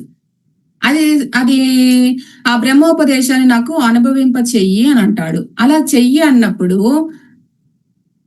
ఇక్కడ మనం గమనించుకోవాల్సింది సూక్ష్మంగా ఉంది, గుర్తించండి. అలా అడిగినప్పుడు ఆ గురువు తత్వం ఏంటిది అని అంటే, గురువు ఎప్పుడు కూడా పైన ఉండాలి, శిష్యుడు ఎప్పుడు కూడా కింద ఉండాలి. ఇక్కడ ఏం జరుగుతోంది, ఈయన రాజు, నేను ఇతని సాంగత్యంలో ఇతను ఏదో ఇస్తే బ్రతుకుతూ ఉన్నవాడిని తీసుకొని, అటువంటి గురుస్థానంలో ఉన్నప్పుడు నేనేమో ఈయన కింద ఉన్నాను కదా. ఆయన భావంలో ఎలా ఉంటుంది, నేను రాజు అన్న ధీమా ఉంది. నా స్థితి ఆయన రాజు యొక్క భావనలో ఎలా ఉంది, ఆయన పెడితే తీసుకొని తినే స్థితిలో నేను ఉన్నాను అనే భావనలో రాజు ఉన్నాడు నా విషయంలో. ఇలాంటి రాజుకి నేను ఎట్లా బ్రహ్మోపదేశం చేస్తాను అని తన మనసులో ఉందన్నమాట. మరి అలాంటి రాజుకు తను ఎలా బ్రహ్మోపదేశం చేయగలడు అంటే, నేను నా మంది ఇంత, నా ఆస్తి ఇంత, నేను పెద్ద రాజును అనే ధీమా అహంకారము ఉన్నటువంటి రాజుకు బ్రహ్మోపదేశము చేస్తే తీసుకోగలడా, ఆ తీసుకొని అనుభూతింప చేయగలనా ఈ రాజుకి నేను? ఎందుకు చేయలేను అని అంటే, అహంకారంతో ఉన్న రాజుకి ఒక సామాన్యుడు చేస్తే తీసుకోగలడా? చెయ్యాలి అని అంటే ఈయన గురుస్థానంలో పైన ఉండాలి రాజు కంటే కూడా. మరి ఇక్కడ అది అలా లేదు కదా. అలా అందువల్ల అది చెయ్యలేరు ఎవరు కూడా. అలాంటి రాజుకి చెయ్యలేము అని అన్నప్పుడు వాళ్ళందరికీ మరణశిక్ష విధిస్తాను అని అంటాడు జనకుడు. మీరు చెయ్యలేను అని అన్నప్పుడు శాస్త్రం నుంచి ఆ పదాన్ని తీసేయండి అని అంటారు. తీసేసి అది తప్పు అని రాయండి మళ్ళీ శాస్త్రంలో, ఇది ఎవరు చెయ్యలేరు ఈ బ్రహ్మోపదేశాన్ని అని రాయండి అని అంటారు. శాస్త్రము తప్పు కాదు, శాస్త్రము వేదాలలో ఉంది అని అంటేనే ఎంతో గొప్ప వాళ్ళు, ఋషులు మునులు వాళ్ళందరూ కూడా దాన్ని అనుభవించి పెట్టి ఉంటారు ఆ శాస్త్రంలో ఆ పదాన్ని. వీళ్ళు తీసేయడానికి వీళ్ళకి ఏ అర్హత ఉంది? వీళ్ళు అది తప్పు అని అనలేరు వీళ్ళు. కానీ అది అందుకోవాలి అంటే మన స్థితి ఎలా ఉండాలి అన్నది ఇక్కడ చూపిస్తున్నారు బ్రహ్మోపదేశాన్ని తీసుకోవాలి అని అంటే. ఓకేనా? సో ఇక్కడ ఈ బ్రహ్మోపదేశాన్ని ఆయనకి అందించలేరు. ఆ తర్వాత అక్కడ మిథిలకు వస్తూ ఉంటారు మన అష్టావక్రుల వారు. అష్టావక్రుల వారు అలాగా, ఆయనకి అష్టవంకరులు ఉన్నాయి కదా శరీరము, అలా నెమ్మదిగా నడుచుకుంటూ ఒక దగ్గర ఒక చెట్టు క్రింద అక్కడ కొద్దిగా సేద తీరుతూ ఉంటారు. అప్పటికి ఈ వెహికల్స్ ఇట్లా ఏం ఉండవు కదా, ఎప్పుడు కాలినడకనే కదా వాళ్ళు ఎక్కడికి రావాలి అన్నా. సో అలా ఒక చెట్టు కింద సేద తీరుతూ ఉంటాడు ఈ అష్టావక్రుల వారు. అక్కడ కూర్చున్న కొంతమంది బ్రాహ్మణులు, మామూలు బ్రాహ్మణులు అడుగుతారనమాట, ఎక్కడికి వెళ్తున్నారు మీరు, ఇలా ఉన్నారు కదా కష్టం మీద ఎక్కడికి వెళ్తున్నారు అని అడుగుతారు. అడిగితే నేను ఇలాగా మిథులకు రాజుదేవిని కలుద్దామనేసి వెళ్తున్నాను అని అంటే, వెళ్ళొద్దు, ఆయన ఇలాగా అందరిని బ్రహ్మోపదేశము చెయ్యమని రిబాబులో కాలు పెట్టే సమయంలో బ్రహ్మోపదేశం చెయ్యండి, చేయకపోతే ఆ శాస్త్రం నుంచి దాన్ని తీసేయండి, లేదంటే మిమ్మల్ని మీరు ఏది చేయకపోతే మిమ్మల్ని జైల్లో పెట్టేస్తాను అని అంటున్నాడు. చాలా కఠినంగా ప్రవర్తిస్తున్నాడు, మీరు కూడా బలి అవుతారు అక్కడికి వెళ్తే, మీరు వెళ్ళకండి అని అందరూ వాదిస్తారనమాట. అప్పుడు అష్టావక్రుల వారు, లేదు నన్ను తీసుకెళ్ళండి, నేను వెళ్తాను, ఆయనకి నేను చెప్తాను, నేను బ్రహ్మోపదేశాన్ని నేను చేస్తాను, అతనికి నన్ను తీసుకెళ్ళండి అని అంటారనమాట. అన్నప్పుడు సరే అని చెప్పేసి అక్కడికి తీసుకెళ్తారు. వాళ్ళు వినట్లేదు అని చెప్పేసి తీసుకెళ్తారు. ఎలా తీసుకెళ్తారంటే, నేను నడవలేకున్నాను కదా, నన్ను ఒక రథంలో కూర్చోపెట్టుకొని తీసుకెళ్ళండి అని అంటే తీసుకెళ్ళిపోతారు రాజు దగ్గరికి. తీసుకెళ్ళిన తర్వాత ఇది బాగా శ్రద్ధగా వినండి ఫ్రెండ్స్. తీసుకెళ్ళిన తర్వాత ఏం జరిగింది అని అంటే, రాజు దగ్గరికి వెళ్ళిన తర్వాత నేను నీకు బ్రహ్మోపదేశం చేస్తాను అనగానే రాజుకు చాలా సంతోషం అయిపోయింది. ఎందుకంటే ఎవరు కూడా ఇంతవరకు చేస్తాను అని ముందుకు వచ్చిన వాళ్ళే లేరు. ఈయన అనగానే ఆ రాజుకు సంతోషం అయిపోయింది. ఇక ఆహ్వానించాడు, చాలా గౌరవంగా ఆహ్వానించాడు. ఆ మాటకి సంతోషించి తర్వాత ఏం జరిగింది అని అంటే, రాజు అష్టావక్రుల వారు ఏం చెప్తారు అని అంటే రాజుకి, తండ్రి మిమ్మల్ని నేను మీకు బ్రహ్మోపదేశం చెయ్యాలి అని అంటే ఇక్కడ కాదు, రాజ్యంలో కాదు, నాతో పాటి అడవిలోకి రా, అయితే ఇంతమందితో కాదు, నువ్వొక్కడివేరా అని చెప్తాడనమాట. సరే రాజు వెళ్ళడానికి ముందుకు వచ్చాడు. కానీ నాతో పాటు నా మంత్రి, కొంతమంది నా అంగరక్షకులు ఉంటారు కదా, వాళ్ళు వస్తారు నాతో పాటు అంటే సరే అని చెప్పేసి అందరూ వెళ్తారు. అక్కడికి వెళ్ళిన తర్వాత, ఆ అడవిలోకి వెళ్ళిన తర్వాత, ఇక్కడ నువ్వొక్కడివే ఉండాలి, బ్రహ్మోపదేశం చేసేటప్పుడు నువ్వొక్కడివే ఉండాలి, వీళ్ళెవరు ఉండకూడదు అని అంటే వాళ్ళు కూడా పక్కన ఎక్కడో ఉంటారు, కనిపించకుండా దూరంగా ఉంటారు వచ్చిన వాళ్ళు కూడా. సరే అక్కడ ఇద్దరి మధ్య ఏం జరిగింది అని అంటే, అష్టావక్రుల వారు ఏం చెప్తారు అని అంటే, నేను నీకు గురుపదేశం చేయాలి అంటే నేను ఎవరై ఉండాలి, గురువునై ఉండాలి, తీసుకునేవాడు ఎవరై ఉండాలి, శిష్యుడై ఉండాలి. మరి శిష్యుడికి గురువు పైన ఉండాలి, శిష్యుడు ఎప్పుడు కింద ఉండాలి. ఇక్కడ ఏంటి అంటే, అష్టావక్రుల వారు భూమి మీద కూర్చొని ఉన్నారు, కింద భూమి మీద కూర్చుంటే రాజేమో గుర్రం పైన ఉన్నాడు. అంటే మన గురుత్వాకర్షణ సిద్ధాంతం ప్రకారము ఆ ఎనర్జీస్ ఎలా వస్తాయి అని అంటే పైనుంచి కిందికి ఇలా వస్తాయి. అంటే గురువు పైన ఉంటే గురువు నుంచి శిష్యుడికి ఇలా కిందికి రావాలి ఇప్పుడు కూడా. మరి నేను పైన ఉండాలి, నువ్వు కింద ఉండాలి. ఇక్కడ ఎలా ఉంది అంటే ఏమన్నా అష్టాకుల వారికి పైన ఎక్కడో కూర్చోబెడదామంటే అది అడవి అయిపోయా. ఏమున్నా అడవిలో ఏం దొరుకుతాయి అక్కడ కూర్చోబెట్టడానికి పైన గురువుని. అప్పుడు తను అంటాడు రాజు, గురువు గారు నేను ఇప్పుడు గురువుగా అంగీకరించాను. మొదట పాయింట్, గురువుగా అంగీకరించాను కాబట్టి నా మనస వాచ కర్మన నన్ను నేను నీకు అర్పించుకుంటున్నాను. నేను పేరుకు రాజే కావచ్చు, కానీ ఇప్పుడు నేను నావన్నీ కూడా నీకు వదిలేస్తున్నా. నా రాజ్యాన్ని నీకు వదిలేస్తున్నా, నా తనువును నీకు వదిలేస్తున్నా, నా మనసును నీకు వదిలేస్తున్నా, నా ధనాన్ని నీకు వదిలేస్తున్నా. ఇప్పుడు నేను రాజును కాదు, కేవలము నీ శిష్యుడిని మాత్రమే నేను. ఇప్పుడు నేను గుర్రం మీద పైన ఉన్నప్పటికీ కూడా ఏమీ లేని వాడినే. ఇప్పుడు అన్ని నీకు అంకితం చేసి ఉన్నాను ఇప్పుడు. కాబట్టి నాకు ఇప్పుడు నువ్వు గురూపదేశం చేయండి తండ్రి, నువ్వు ఏది చెప్తే అదే వింటాను అని సరెండర్ అయిపోతాడు పూర్తిగా గురువుకి. సరెండర్ అయిపోయినప్పుడు సరే బాగుంది, సరే ఎక్కువ అనగానే గుర్రం మీద ఒక పక్క పెడలు ఒక పక్క పెడతాడు కాలు. రెండో వైపు కాలు పెట్టేలోపు ఈ గురువు మాయమైపోతాడు.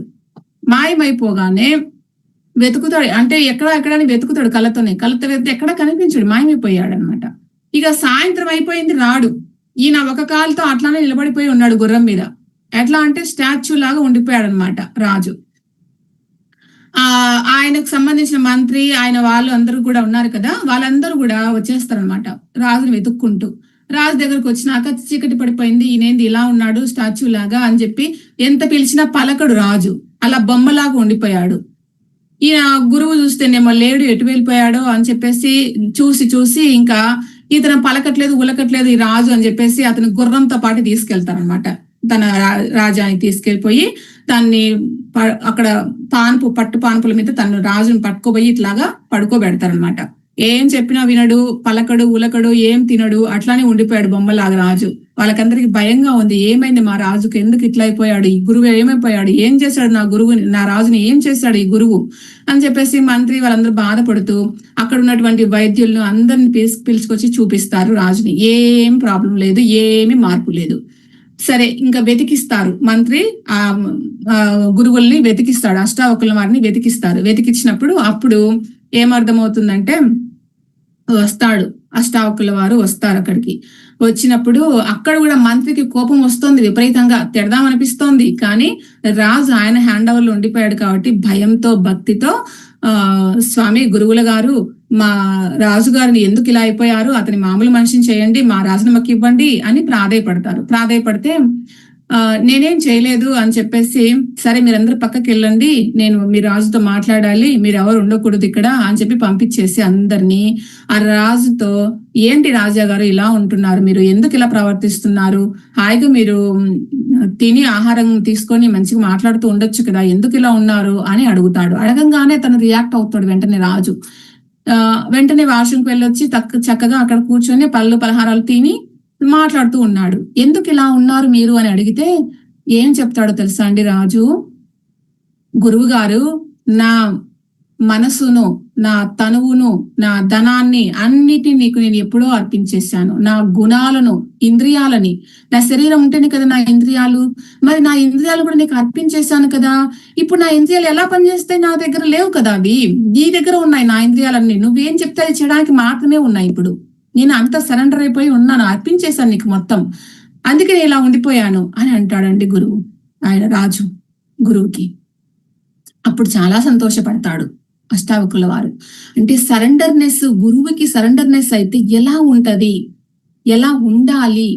మనమైతే ఈ రోజుటి మందమే సరెండర్ అయిపోతాం, ఎవరికైనా సరే, భగవంతుడికైనా సరే, గురువుకైనా సరే, ఈ క్షణం మాత్రమే సరెండర్ అయిపోతాం. చెప్పినట్టు వింటాం సార్ అంటాం మనం, మళ్ళీ రేపు వచ్చి మళ్ళీ వింటాం సార్ అంటాం. మళ్ళీ అంటే ఈ రోజు ఇచ్చిన దాన్ని మళ్ళీ తీసుకుని ఇంటికి వెళ్తున్నాం, మనం ఇచ్చింది వెనక్కి తీసుకుంటున్నాం, మళ్ళీ రోజు ఇచ్చిన దాన్ని అక్కడ వదిలేయట్లేదు. మన మనసును అక్కడ గురువు స్థానంలో గురువు చెప్పే బోధనకి అంకితం చేస్తాం. అంకితం చేసిన దాన్ని మళ్ళీ పట్టుకొని వెళ్ళిపోతున్నాం, అక్కడ గురువుకి సమర్పించటం లేదు మనం. అది మనలో వచ్చే లోపం. సో రాజు ఎట్లా ఉన్నాడు చూడండి, అంకిత భావము ఆ గురువు పట్ల, తను తెలుసుకోవాలన్న దాని పట్ల అంకిత భావము, గురుపదేశం పొందాలన్న దాని పట్ల అంకిత భావము ఎంత ఉంది చూడండి, శ్రద్ధ. సో ఆయన ఎప్పుడైతే సంతోషపడ్డాడో అష్టావకుల వారు, అప్పుడు అతనికి తల మీద చేయి పెట్టి అతనికి బ్రహ్మోపదేశము చేస్తాడనమాట.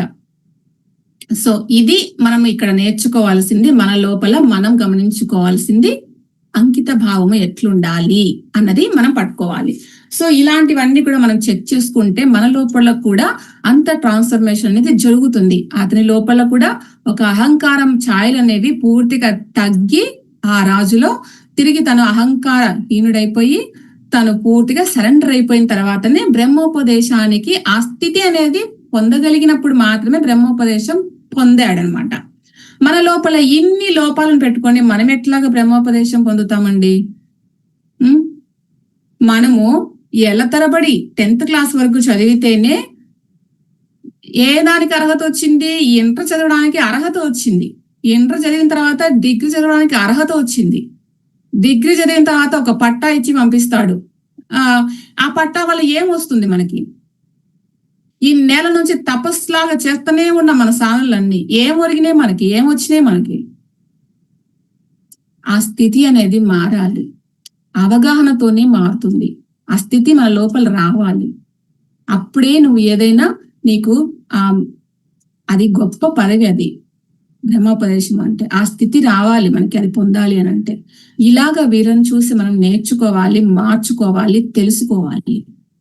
ఇది మనం నేర్చుకోవాలి ఫ్రెండ్స్ ఇక్కడ ఈ సందర్భంగా. సో నెక్స్ట్ లాస్ట్ వన్ కొంత తొందరగానే కంప్లీట్ చేద్దాం. లాస్ట్ వన్ వచ్చేసి మనం నేర్చుకోవాల్సింది ఏంటిది అని అంటే, ఇక్కడ మనకు గోదా అమ్మవారు తను మాలను తన మెడలో వేసుకొని తర్వాత అది నారాయణుడి మెడలో వేసేది. అది చిన్నప్పుడు కృష్ణుడిగా తను ఆల్రెడీ అలవాటు చేశాడు అనమాట అలా చేయటం అనేది. సో ఇలాగా ఇప్పుడు ఆ నారాయణుడికి, ఆ రంగనాథుడికి అలంకరిస్తూ ఉన్నప్పుడు ఆ మాలలో ఒక వెంట్రుక కనపడింది అని చెప్పేసి అక్కడ ఉన్న ఆళ్వార్లందరూ కూడా ఇది పెద్ద అపరాధము, ఒకరు ధరించింది ఇక్కడ నారాయణుడికి వేయడం ఎంత అపరాధము అని చెప్పేసి అక్కడ మళ్ళీ అతన్ని ఆ సేవ నుంచి పక్కకు పంపించేస్తారనమాట తనని, విష్ణుచిత్తుల వారిని.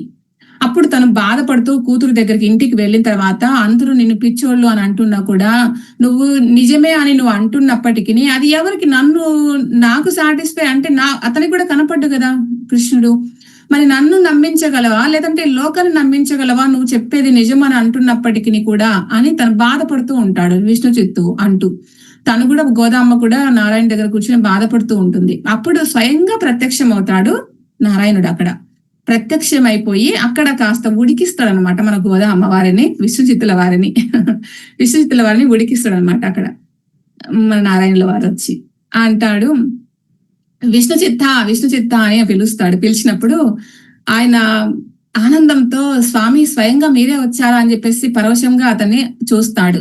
తర్వాత ఎక్కడ గోదా ఎక్కడ అని కోపంగా అడుగుతాడు. గోదా ఎక్కడ అంటే, స్వామి ఎందుకు స్వామి అని అంటే, తప్పు చేసిందిగా అంటాడు సీరియస్ గా. తప్పు చేసిందిగా అంటే, స్వామి అది చిన్నపిల్ల తేలిక తప్పు చేసింది, తను క్షమించండి అని చెప్పేసి ప్రార్థిస్తే తప్పు చేసిన తర్వాత అది చిన్నదైనా పెద్దదైనా కాలుతుంది కదా ఖచ్చితంగా అని అంటాడు.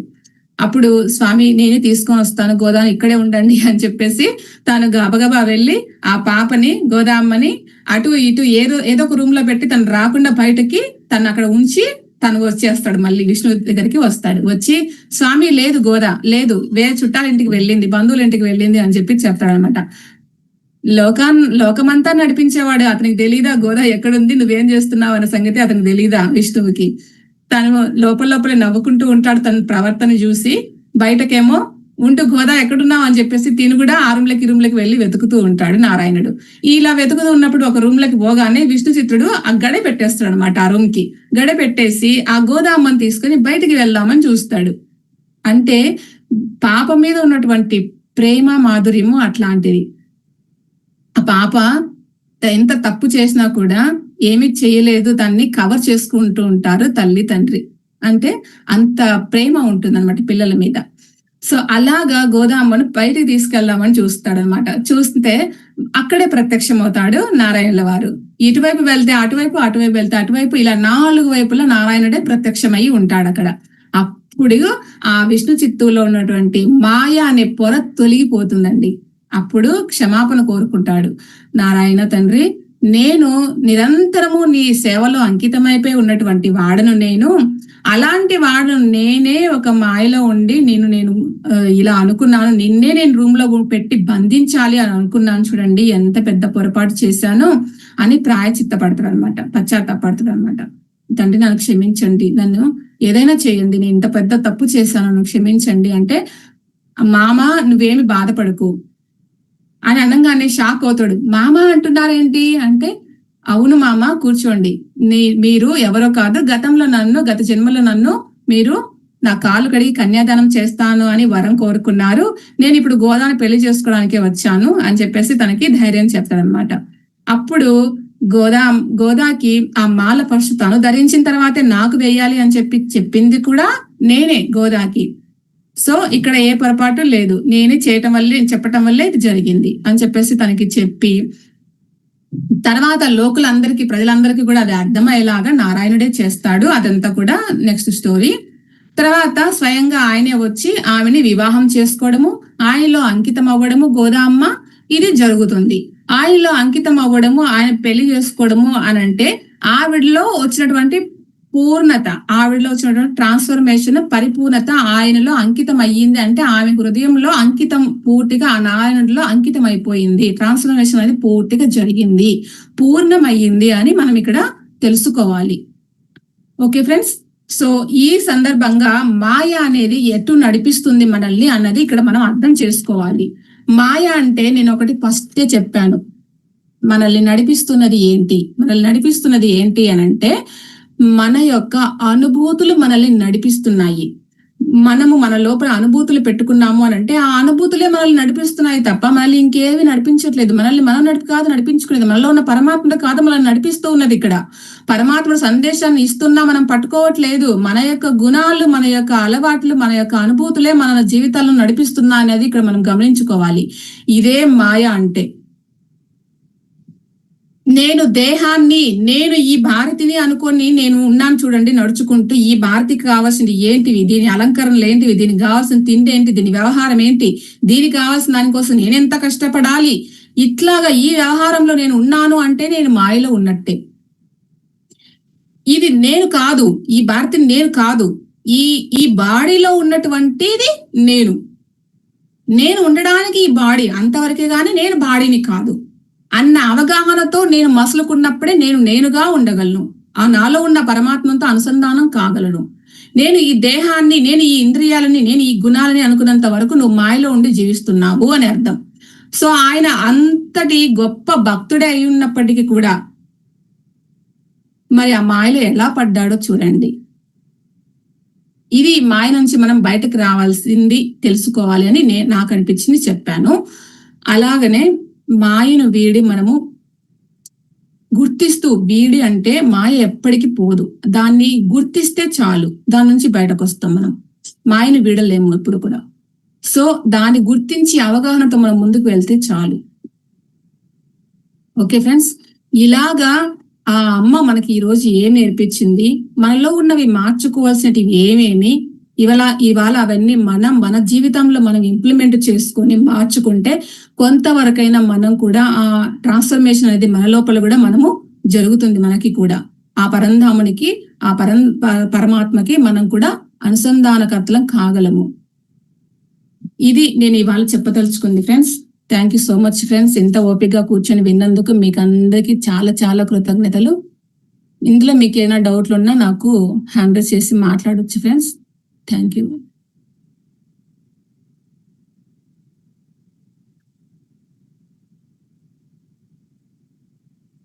Excellent class ma'am. Thank you so much for your wonderful session. అన్ని చాలా కళ్ళకు కట్టినట్టు చెప్పారు. ఓకే, మనకి సత్యనారాయణ సార్ మాట్లాడండి.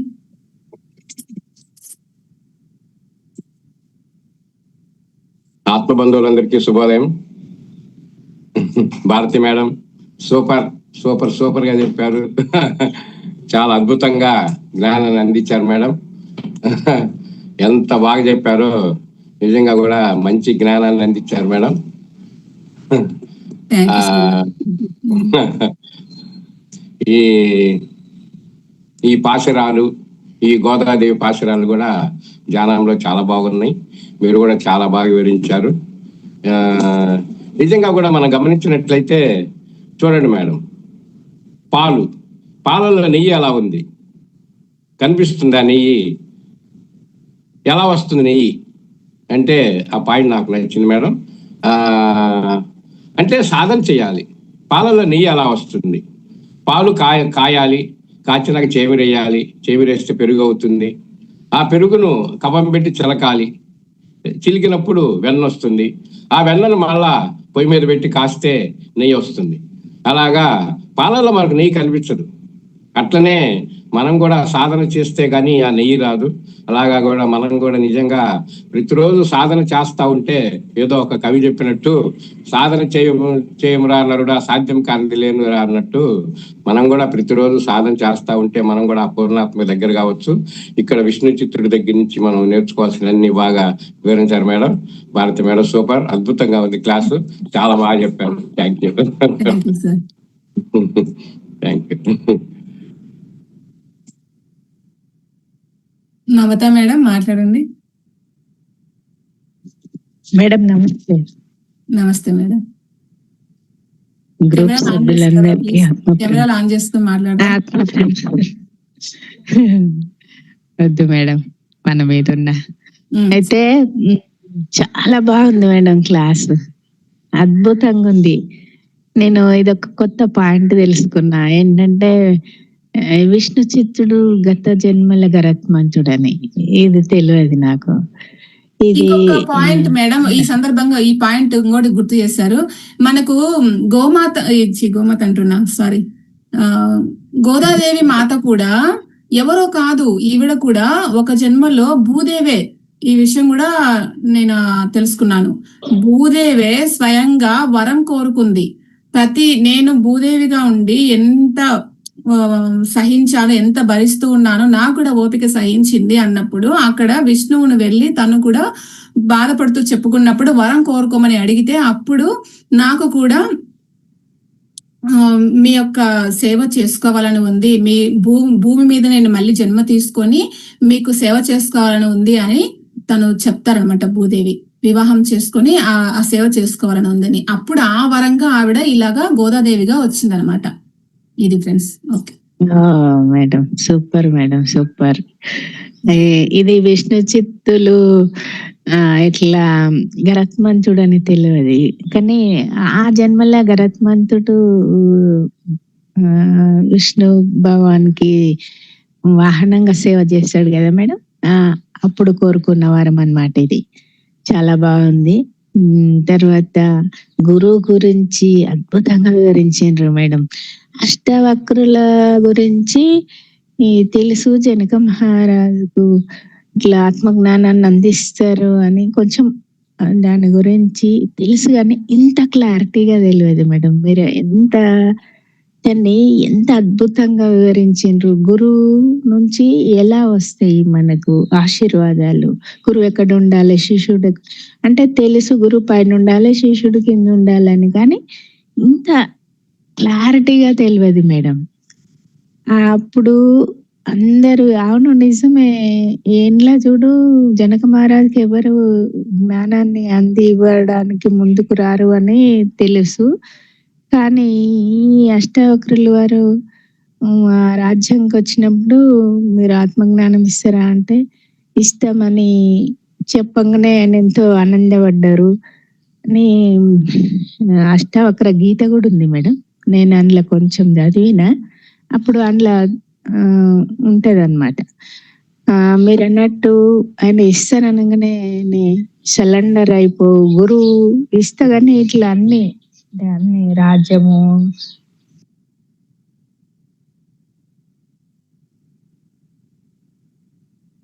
మ్యూట్ అయింది మేడం, మ్యూట్ ఆన్ చేసుకోండి. అది లో అవుతుంది మేడం. అయితే ఇట్లా మీరు దాన్ని అన్ని నాకు ఆయన సమర్పణ చేసిండ్రు కదా మేడం. నేను రాజును కాదు ఇప్పుడు, అంటే మనం కూడా అన్ని గురువు గారికి సమర్పణ చేసినాక ఎందుకు రాదు మేడం ఆత్మజ్ఞానం? అది చాలా బాగా నచ్చింది మేడం నాకు. చాలా బాగుంది క్లాసు, అద్భుతం మేడం. ఓకే, అది థ్యాంక్ ఎంత క్లారిటీగా అంటే ఇట్లా ఆ మనసులోకి ఇట్లా చొచ్చుగా పోయిందా, అవి ఆ కిరణాల లెక్క వెళ్ళినాయి మేడం.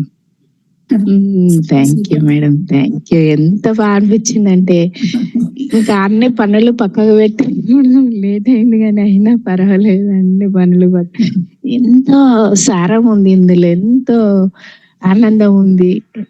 చాలా బాగా అనిపించింది madam. Thank you madam, thank you so much madam. ఇంత శ్రద్ధగా కూర్చొని విన్నందుకు చాలా కృతజ్ఞతలు మేడం మీకు కూడా. చాలా బాగా అనిపించింది మేడం. అది ఇంకా వినాలి ఏమున్నదో దీని వెనుక, ఇంకా వినాలి ఏముందో దీని వెనుక అనే ఆతృత ఏర్పడ్డది మేడం. ఓకే చాలా బాగుంది madam. Thank you so much madam. Okay madam, thank you. Super. Prasad sir మాట్లాడండి. భారతి మేడం చాలా అద్భుతంగా చేశారు క్లాస్. నిజంగా ఈ చిన్నప్పటి నుంచి మా ఊర్లో ఒక 50 మంది సుమారు ఈ ధనుర్మాసంలో ఉదయాన్నే 4 గంటలకు లేచి ఆ గోదాదేవి ఆ పాసురాలు చదవటము, ఆమెను పూజించటము చేస్తుండేవాళ్ళు. మనం నిద్ర లేచేటప్పటికి ఆ కార్యక్రమం అంతా అయిపోయేది. కాకపోతే లాస్ట్ రోజు ఊరంతా తిరిగేవాళ్ళు భజన చేసుకుంటా. ఇంట్లో మా అమ్మ చెప్తుండేది ధనుర్మాసంలో ఉదయాన్నే లేయాలి, వాళ్ళు ఏదో చేసుకునేవాళ్ళు. ఆ స్టోరీ అంతవరకు తెలుసు కానీ దీంట్లో ఇంత జ్ఞానామృతం ఉందా, ఇది మనం తెలుసుకోవాలని మనకి ఇప్పుడు వంశీ స్వార్ ద్వారా మనకి నిత్యము మీ మాస్టర్స్ ద్వారా ఈ వింటున్నప్పుడు ఇంత జ్ఞానం ఉందా, నిజంగా గోదాదేవి అంత అచంచలమైన భక్తి విశ్వాసాలు మనము ద్వారా నేర్చుకోవాలి. ఎంత విశ్వాసం అంటే ఆ విశ్వాసం చూడండి, ఆమెకి అమాయకత్వము, తాను మాలేసుకొని భగవంతుడు వెయ్యకూడదు అనే ఆలోచనలోనే మనం ఉంటాం. కానీ ఆమెకి అటువంటిది ఏమీ లేదు. అక్కడ తాను వేసుకొని అది అందంగా ఉందా లేదా అని చూసుకొని అది భగవంతుడికి సమర్పించింది. అంటే అక్కడ ఉన్నటువంటి భక్తి అనేది మనం అక్కడ గమనించాలి. నిజంగా ప్రతిరోజు ఒక్కొక్క స్టోరీ చెప్తుంటే దీంట్లో ఇంత తెలుసుకోవాల్సిన జ్ఞానం ఉందే అనేది మనకు అనిపిస్తుంది. ఈరోజు పాండ్య భూపతి స్టోరీ కూడా నాకు బాగా నచ్చింది. నిజంగా ఆయన దగ్గర అంత 4000 ప్రబంధాలు ఉండి కూడా ఆయన భగవంతుణ్ణి చూడలేకపోయాడు. అంటే ఆయనలో అహంకారం అనేది గూడు కట్టుకొని పోయింది. ఎప్పుడైతే అహంకారంలో ఉన్నాడో ఆ భగవంతుడు ఎట్లా కానొస్తాడు? భగవంతుడిని చేరాలంటే, హయ్యర్ మాస్టర్ ని చేరాలంటే మనలో ఉండేటటువంటి ఈర్ష్య, అసూయ, ద్వేషము ఇవన్నీ పోగొట్టుకున్నప్పుడే మనకి ఆ భగవంతుడు సాక్షాత్కరిస్తాడు. అవన్నీ మనము తెలుసుకోవాలి. నిజంగా ఆ పాలలో ఆ వెన్న ఉంది. ఎప్పుడు వస్తుంది ఆ వెన్న? రకరకాలైనటువంటి స్టేజెస్ మారినప్పుడే ఆ వెన్న అనేది బయటపడుతుంది. పాలల్లో ఉంది, మరి పాలల్లో ఉన్నటువంటి వెన్నని అది మదించినప్పుడే, అంటే ఆ పాలని కాచి దానికి తోడేసి ఆ పెరుగు అయినప్పుడు ఆ పెరుగుని మదించినప్పుడే అది వెన్నగా మారుతుంది. అట్లానే భగవంతుడిని మనము చూడాలంటే మనలో ఉన్నటువంటి ఈర్ష్య, అసూయ, ద్వేషము ఇవన్నీ పోగొట్టుకున్నప్పుడే మనం ఆ భగవంతుడిని చూడగలము అనేది చాలా బాగా చెప్పారు మేడం. చాలా బాగుంది class. Thank you. Thank you so much Prasad sir. ఎంతో ఓపిక్గా కూర్చుని విన్నారు. చాలా happy. Thank you. Okay sir. Okay friends, ఇంకెవరైనా మాట్లాడతారా? హ్యాండ్ రైజ్ చేయండి, లేదంటే సెషన్ క్లోజ్ చేసుకుందాం.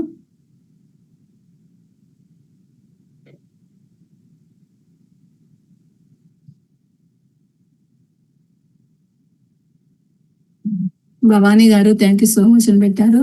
Thank you madam. శ్రీముఖి గారు థ్యాంక్ యూ మాస్టర్ అని పెట్టారు. థ్యాంక్ యూ అండి. సులోచన కుమారి గారు నమస్కారం అండి. Thank you. Kripavathi garu thank you అండి. Okay Amulya madam thank you so much madam. ఎవరు హ్యాండ్ రైజ్ చేసినట్టున్నారు? ఉమా మహేశ్వరి గారు అన్మ్యూట్ చేసుకోండి. కెమెరాలు ఆన్ చేసుకోరా అవకాశం ఉంటే. లేదు మేడం, పనిలో ఉన్నా మేడం. నమస్తే మేడం. నమస్తే మేడం, చెప్పండి మేడం. ఇది ఎంత అద్భుతంగా ఉందంటే ఈ రోజు నాకు ఈ విష్ణు చిత్తుల వారు గరత్మంతుల వారి రూపము అని తెలియదు మేడం ఫస్ట్. ఇంకొకటి జనక మహారాజు ఆ మాయను దాటిండ్రు, ఒక రాజు పొజిషన్ లో ఉన్న వ్యక్తి మాయను దాటిండ్రు అని అంటే ఎప్పుడు ఒక డౌట్ ఉండేది మేడం. ఈ రాజు పొజిషన్ లో ఉండి మాయను ఎట్లా దాటగలిగిండ్రు, రాజర్షి అంటున్నారు, ఆయన ఋషి ఎట్లా కాగలిగిండ్రు అనేది ఒక డౌట్ ఉండేది మేడం.